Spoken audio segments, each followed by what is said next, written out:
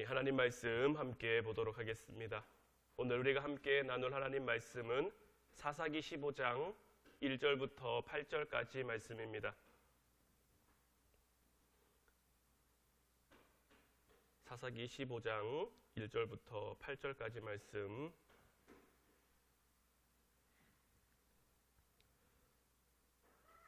제가 봉독해 드리도록 하겠습니다. 얼마 후 밀 거둘 때에 삼손이 염소 새끼를 가지고 그의 아내에게로 찾아가서 이르되 내가 방에 들어가 내 아내를 보고자 하노라 하니 장인이 들어오지 못하게 하고 이르되 내가 그를 심히 미워하는 줄 알고 그를 내 친구에게 주었노라. 그의 동생이 그보다 더 아름답지 아니하냐. 청하노니 너는 그를 대신하여 동생을 아내로 맞이하라 하니 삼손이 그들에게 이르되 이번은 내가 블레셋 사람들을 해할지라도 그들에게 대하여 내게 허물이 없을 것이니라 하고 삼손이 가서 여우 300마리를 붙들어서 그 꼬리와 꼬리를 메고 회를 가지고 그 두 꼬리 사이에 한 회를 달고 회에 불을 붙이고 그것을 블레셋 사람들의 곡식밭으로 몰아들여서 곡식단과 아직 배지 아니한 곡식과 포도원과 감람나무들을 사른지라.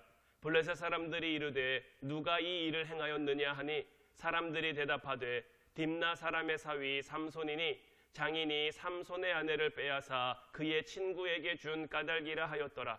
블레셋 사람들이 올라가서 그 여인과 그의 아버지를 불사느리나 삼손이 그들에게 이르되 너희가 이같이 행하였은즉 내가 너희에게 원수를 갚고야 말리라 하고 블레셋 사람들의 정강이와 넓적다리를 크게 쳐서 죽이고 내려가서 에담 바위 틈에 머물렀더라. 아멘.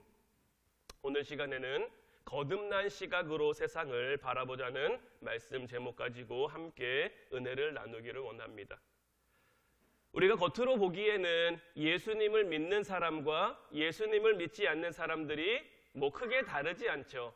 생김새가 다른 것도 아니고 예수님을 믿는 사람들이 나는 예수님 믿는 사람이라고 명찰을 써붙이고 다니는 것도 아니기에 겉으로 보아서는 크게 다르지 않아요. 하지만 그 삶을 조금만 들여다보면 금방 차이점을 발견할 수 있게 돼요. 무엇이 가장 다르냐면 가치관이 가장 다르게 돼 있어요.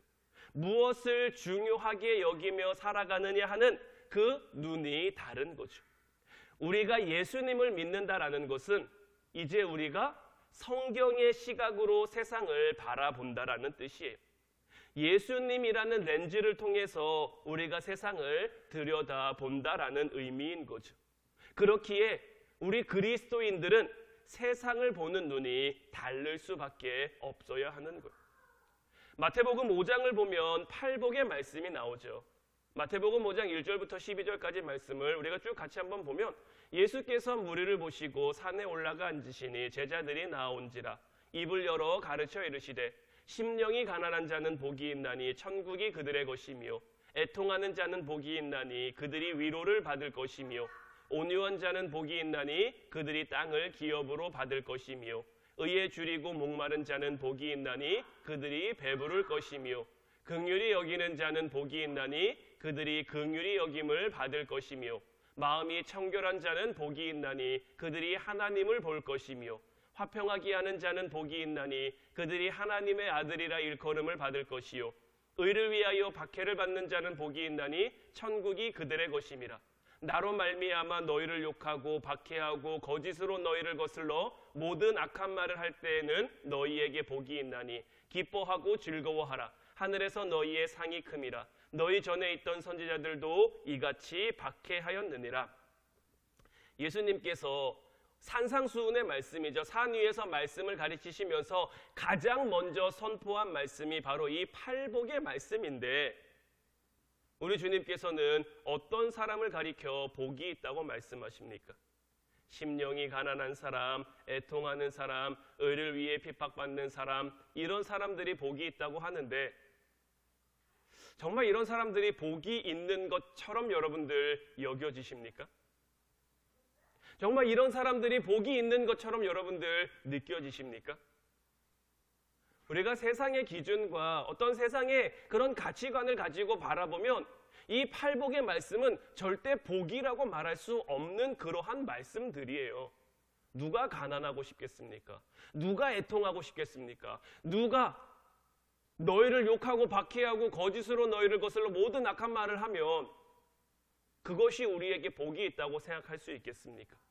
신앙의 눈으로 봐야만, 믿음의 눈으로 봐야만 이것이 복이 될 수 있는 거죠. 세상의 눈으로 볼 땐 이건 절대 복이라고 말할 수 없는, 세상적 기준에서는 어리석은 사람, 미련한 사람, 바보 같은 사람, 그냥 속된 말로 호구라고 할 수밖에 없는 그러한 사람들이죠. 오늘 말씀을 보면 이 삼손이 딥나 여인과 결혼을 했었는데, 이 삼손은 딥나 여인과 왜 결혼을 했을까요? 부모가 만류했잖아요. 이스라엘 사람들 중에도 여자들이 있는데, 여인들이 많은데 왜 하필 이방인이냐?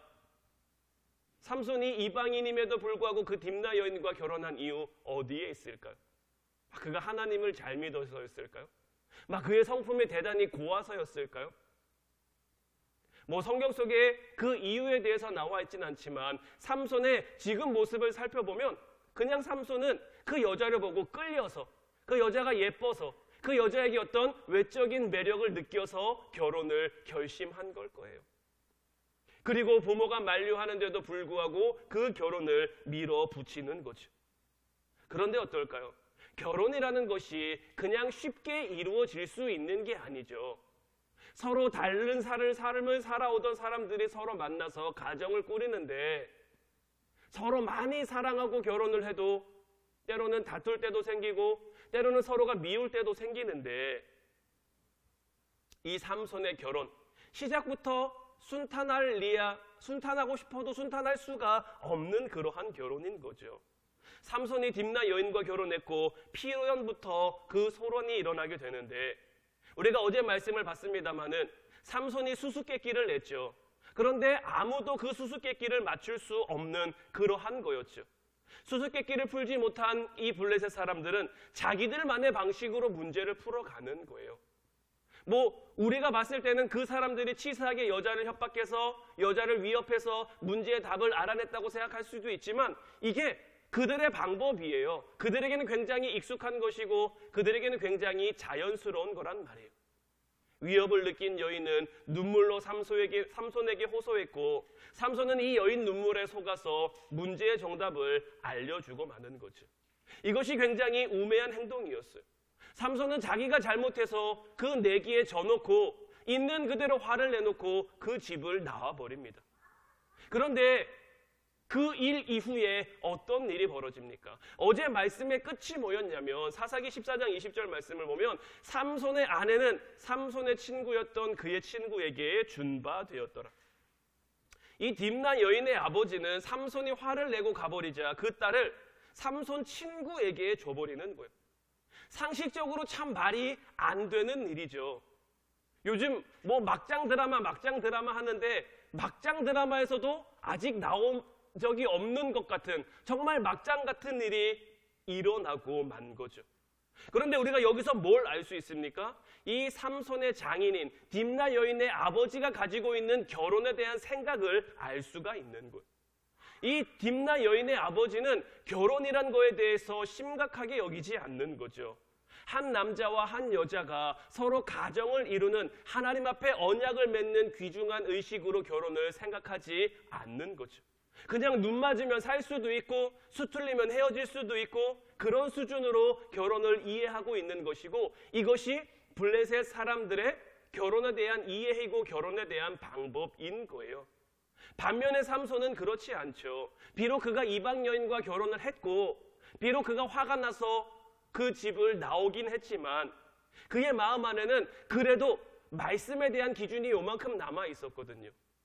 그러니까 오늘 본문 1절, 2절이 어떻게 시작을 합니까? 얼마 후 밀을 거둘 때에 삼손이 염소 새끼를 가지고 그의 아내에게로 찾아가서 이르되 내가 방에 들어간 내 아내를 보고자 하노라 하니 장인이 들어오지 못하게 하고 이르되 내가 그를 심히 미워하는 줄 알고 그를 내 친구에게 주었노라. 그의 동생이 그보다 더 아름답지 아니하냐? 청하노니 너는 그를 대신하여 동생을 아내로 맞이하라 하니. 분이 나서, 화가 나서 그 집을 뛰쳐나갔는데 조금 시간이 지나서 분이 풀리니까 이제 뭐 미안한 마음도 들고 죄송한 마음도 들고, 그래서 염소 새끼를 들고 이제 장인의 집을 찾는 거죠. 그런데 장인의 집에 도착해서 삼손이 듣게 된 이야기는 굉장히 충격적인 거예요. 네가 이 여자를 싫어하는 줄 알고 이 여인을 미워하는 줄 알고 내가 그를 너의 친구에게 줬다. 그러고 나서 한 가지 제안을 하는데 이 제안이 더 막장인 것 같아요. 어떤 제안을 합니까? 이 여동생이 있는데 여동생이 더 예쁘지 않냐. 그러니 너는 이 여동생을 너의 아내로 맞으라는 거예요. 참 이런 일이 어떻게 가능할까 싶은데 이런 일이 삼손에게 일어나고 있는 거죠. 그런데 삼손도 이번 제안에는 더 이상 농락당하지 않습니다. 그의 가슴 속에 그래도 요만큼의 하나님 말씀에 대한 기준이 살아있는 거죠. 그래서 그는 이제 블레셋 사람들을 이제 대응하기 시작하는데 어떻게 대응합니까? 오늘 본문 4절 5절 말씀을 보면 삼손이 가서 여우 300마리를 붙들어서 그 꼬리와 꼬리를 메고 회를 가지고 그 두 꼬리 사이에 한 회를 달고 회에 불을 붙이고 그것을 블레셋 사람들의 곡식밭으로 몰아들여서 곡식단과 아직 배지 아니한 곡식과 포도원과 감람나무를 사른지라. 삼손이 블레셋 사람들을 상대하는데 어떻게 상대합니까? 그의 눈에 띈 게 여우였던 거예요. 일부러 그가 여우를 고른 게 아니라 그 집을 나왔는데 그의 눈에 보인 것이 여우였고, 그래서 여우 300마리를 잡아서 꼬리를 묶어서 불을 붙여 블레셋 사람들의 밭에 풀어놓은 거죠. 우리는 이 말씀을 이렇게 이해할 수 있어야 되는 거예요. 이제 삼손이 블레셋과 싸우려고 하는 거예요. 블레셋 사람들을 상대하려고 하는데 이 블레셋 사람들과의 싸움을 도울 만한 사람이 삼손에게 있습니까? 없죠. 지금 삼손 혼자란 말이에요. 그러니까 하나님께서 삼손을 도울 수 있는 그 도구로 여우를 붙여주시는 거예요. 하나님께서는 언제나 우리와 함께할 사람들, 때로는 함께할 사람들이 없으면 그 상황이나 환경이나 오늘 말씀에 동물을 붙여서라도, 짐승을 붙여서라도 우리와 함께 하시는 거죠. 이것이 하나님이 일하시는 방법인 거예요.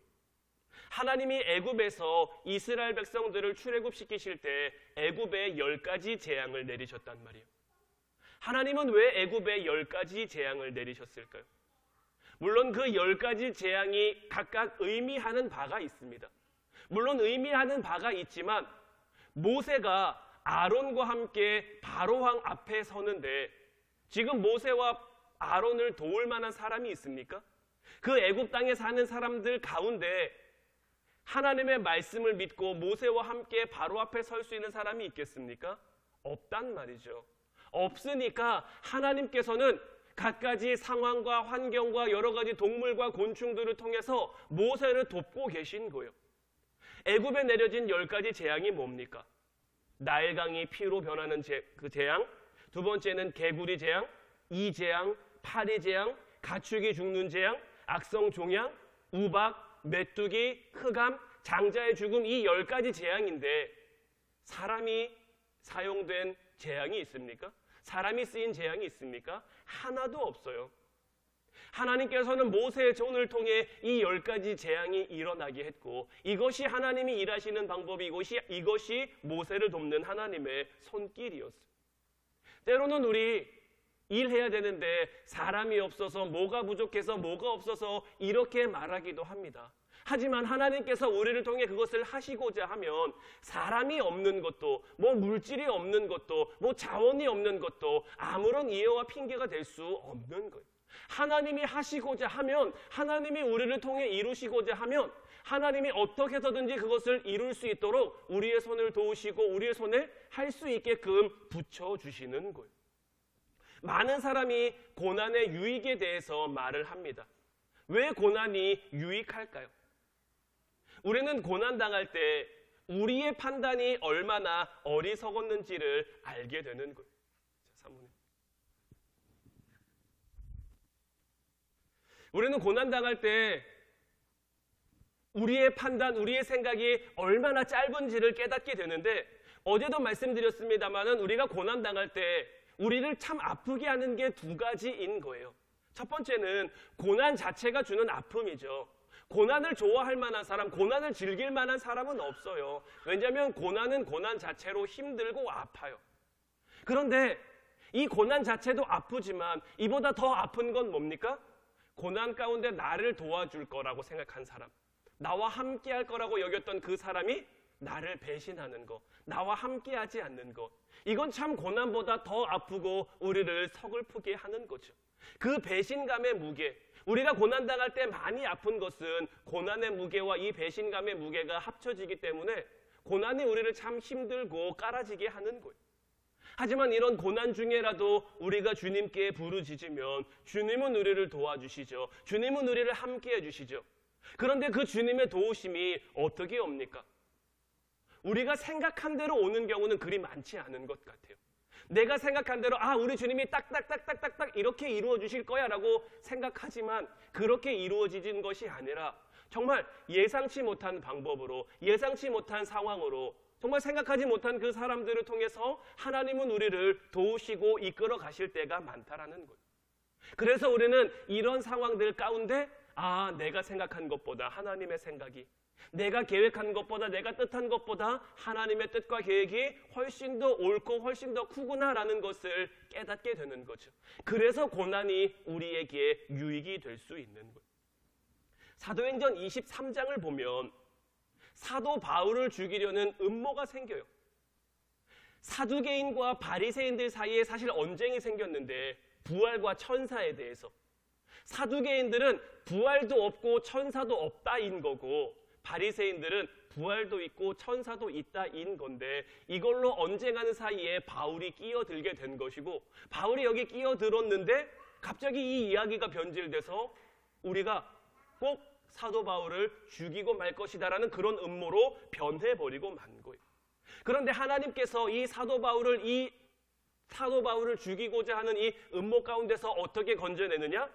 바울의 생지를 사용하는데 성경 어디에서도 여기까지 바울의 생질이 등장한 적이 한 번도 없거든요. 바울의 생질이라는 것은 바울의 조카인데 바울의 조카에 대한 얘기가 한 번도 없다가 갑자기 뜬금없이 여기에서 나오고 있는 거예요. 바울의 조카가 뜬금없이 갑자기 여기 나타나게 된 거는 무언가 하나님의 이루고자 하는 뜻이 있는 거예요. 하나님은 반드시 돕는 손길, 돕는 은혜를 허락하고 계신 거예요. 성도된 우리의 삶 가운데서도 이 바울의 조카와 같이 우리를 도운 사람들이 있을 거예요. 우리가 예상하지 못했는데, 우리가 기대하지 못했는데, 우리가 생각하지 못했는데, 어떤 사람을 통해서든 어떤 상황을 통해서든 이것이 바로 하나님이 우리를 도우시는 도우심의 실체인 거예요. 고린도전서 10장 13절 말씀 보면 사람이 감당할 시험 밖에는 너희가 당한 것이 없나니 오직 하나님은 미쁘사 너희가 감당하지 못할 시험 당함을 허락하지 아니하시고 시험 당할 즈음에 또한 피할 길을 내사 너희로 능히 감당하게 하시느니라. 하나님은 우리가 어떤 고난을 당할 때, 우리가 어떤 어려움을 당할 때 그것을 그냥 너 혼자 알아서 해봐라, 너 혼자 잘 헤쳐나가봐라, 그렇게 하시는 분이 아니라는 거죠. 우리가 주님의 이름을 부르며 주님의 도우심을 구하면 어떻게 해서든지 우리를 돕고 우리와 함께 하고자 하시는 거예요. 그런데 많은 사람들이 주님 앞에 간구하지만, 많은 사람들이 주님 앞에 도우심을 청하지만 그 응답을 잘 못 받는 것처럼 여기는 이유는 어디에 있을까요? 여전히 우리 안에는 이렇게 됐으면 하는 내 생각들이 너무 많은 거예요. 이렇게 이루어지기를 바라는 그 방법들이 우리 안에 있고 자꾸 우리가 그것을 고집하니까, 우리가 그것만 생각하니까 하나님의 뜻이 이루어지는 그 과정을 우리가 살펴볼 수 없는 거죠. 삼손의 삶이 참 하나님이 주신 강점이 많은 삶이었어요. 하나님이 주신 은혜가 많은 삶이었어요. 그럼에도 불구하고 삼손의 삶이 참 우리의 마음을 아프게 하는 것은 어디에 있습니까? 함께 하시는 그 하나님의 손길을 깨닫지 못한다라는 거예요. 역사하시는 하나님의 그 역사하심을 계속 이루어가지 못한다라는 거예요. 한 번, 두 번 하나님의 손길을 경험합니다. 지난 시간 말씀을 봤던 젊은 사자를 때려 죽일 때도 하나님의 영이 그와 함께 했죠. 이제 앞으로도 삼손이 블레셋 사람들과 전쟁을 하는 과정 속에 하나님의 함께 하심이 나타난단 말이에요. 하나님의 도우심이 나타난단 말이에요. 그런데 그것이 이어지지 못해요. 한 번으로 끝나요. 자꾸 일회성으로 끝나버리는 거예요. 이와 같은 일이 일어나는 이유가 어디에 있겠습니까? 하나님이 우리와 함께 하시며 하나님이 우리를 도우신다는 것을 알면, 깨달으면 그 하나님의 방법을 깨닫기 위해, 하나님의 도우심을 깨닫기 위해 더욱 하나님 앞에 나아가고 더욱 하나님 앞에 부르짖고 구하는 삶을 살아야 되는데, 삼손의 삶 가운데는 그런 것이 나타나지 않는다라는 거예요. 하나님이 주신 강점 많은데 그것보다는 자꾸 자기 힘, 자기 능력, 자기의 이런 걸 가지고 일하고 싶어 하니까 하나님이 개입할 여지가 생길 수가 없는 거죠. 이제 저는 여러분들의 삶 가운데 부딪히며 도전하기를 바라요. 그냥 부딪히고 그냥 도전하는 것이 아니라 하나님이 우리에게 주신 그 강점 가지고, 하나님이 우리와 함께 하신다는 그 믿음 가지고 우리의 삶 가운데 자꾸만 부딪혀가고 도전해 나갔으면 좋겠어요. 그 부딪힘과 그 도전 가운데 하나님의 도우심과 하나님의 함께 하심을 우리가 체험하게 될 줄로 믿어요. 부딪히는 신앙에서 중요한 것은 이론이 아니라 실전 체험인 거예요. 여러분들의 지난 삶을 통해 하나님이 주신 그 은혜를 경험한 적이 있다면, 그것을 우리가 믿음으로 고백하고 믿음으로 확신한다면 앞으로의 삶 가운데서도 우리가 그 믿음 가지고 살아가야죠. 그 믿음 가운데 하나님의 부르심 가지고 살아가야죠. 우리가 어제 말씀을 통해 함께 봤습니다마는 하나님이 우리에게 주신 강점이 무엇입니까? 첫 번째는 우리가 기도할 수 있는 특권을 가졌다라는 것이고, 두 번째는 성령 하나님이 우리와 늘 함께 하신다는 거 아니겠습니까? 이 두 가지 강한 점을 우리에게 주셨는데 왜 강점 놔두고 약한 거 가지고, 약한 우리의 생각, 약한 우리의 힘, 약한 우리의 능력, 이런 거 가지고 세상 상대하면 세상의 모든 수단, 세상의 모든 방법들을 우리가 어떻게 능히 감당할 수 있겠습니까? 이제 정말 하나님이 주신 그 강점 가지고 살아가는 여러분들 되길 바라요. 여러분들 삶 가운데 말씀 가지고 부딪히면서, 기도 가지고 도전하면서 하나님의 도우심을 느끼고 하나님의 도우심을 확신하고 깨닫고 더욱 하나님의 도우심 가운데로 나아가는, 그래서 하나님이 우리를 부르신 그 자리에서 정말 하나님의 뜻, 하나님의 말씀, 우리가 말씀 나누기 전에 찬양으로도 함께 했습니다마는 주님이 말씀하시면 나아갈 수 있어야죠. 주님 뜻이 아니면 멈춰 설 수 있어야죠. 내 생각에는 그런 것 같아도, 내 생각에는 이렇게 하면 안 될 것 같아도 하나님의 뜻, 하나님의 말씀이라면, 그래서 주님이 우리에게 약속하신 그 복을 이루어 가야죠. 세상은 우리가 말하는 복, 세상은 우리가 이루고자 하는 그 복들을 복이 아닌 것처럼 여길지 몰라요. 그런 게 무슨 복이야 할지도 몰라요. 하지만 그 복을 맛본 사람은, 그 복을 누리는 사람은 그 복이 얼마나 귀한지, 그 복이 얼마나 값진지 더욱 큰 복을 찾고 구하게 되는 거죠. 이제 이것을 바라볼 수 있는 여러분들이 되시기를 바라요. 정말 하나님이 보여주시는 것, 하나님이 들려주시는 것, 하나님이 말하게 하시는 것으로 살아가는 저와 여러분들 되기를 주님의 이름으로 축원해 드립니다. 우리 이제 찬양하고 같이 기도할 때에 주님 보좌 앞에 나아가 이 찬양 같이 부르고 고백하기를 원해요. 우리가 주님 보좌 앞에 나아가면 주님이 주시는 기쁨, 안식 우리가 누리게 되는 거죠. 왜 그렇습니까? 우리 하나님은 신실하신 하나님이기 때문에. 오늘도 우리가 신실하신 하나님의 이름을 부르고 찬양하고 기도할 때에 오늘 우리가 같이 기도하기를 원하는 것은, 하나님, 이제 우리가 정말 성경의 시각으로 세상을 바라보기에 없어서 예수님이라는 렌즈를 통해 세상을 바라봄으로 세상 기준, 세상 방법이 아닌 하나님 나라의 방법으로 이 땅을 살아가게 하시며, 우리를 돕는 사람이 없다고, 우리를 함께하는 사람이 없다고, 이것 없고 저것 없고 이것 부족하고 이것 없다고 원망하고 불평하고 낙심하는 것이 아니라 어떤 상황 속에서도 우리를 도우시는 그 하나님을 바라보는 저희들 되기에 없어서, 언제나 주님 바라보며 기도하는 저희들 되기에 없어서 우리 찬양하고 같이 기도하도록 하겠습니다.